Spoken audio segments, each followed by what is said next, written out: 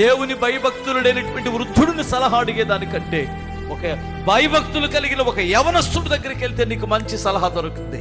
ఎంత వయసు ఉంటేనేమి, వయసు పెరిగింది, నరిసింది, ఎంటుకలన్నీ నరిసిపోయినాయి, ఏమి లేదు, జ్ఞానం లేదు. జ్ఞానం లేని వృద్ధుడి దగ్గరికి వెళ్ళి ఏం సుఖం? నువ్వు భయభక్తులు కలిగిన వాడి దగ్గర విశేషమైన జ్ఞానం ఉంది. అందుకని ప్రియులారా, మీరు ఛార్జీలు పెట్టుకొని వస్తున్నారే, ఇంత దూరం కష్టపడి వస్తున్నారే, ఇన్ని గంటల కింద కూర్చుంటున్నారే, దీని పేరేమంటారంటే దేవుని యందు భక్తి.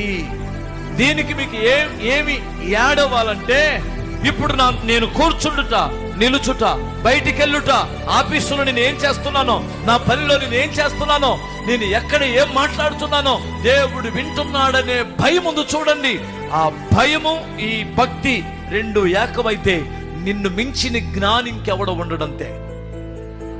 నిన్ను శత్రువు మోసం చేయలేడు. శత్రువుని కుటుంబాన్ని పాడు చేయడం వానికి అసాధ్యం.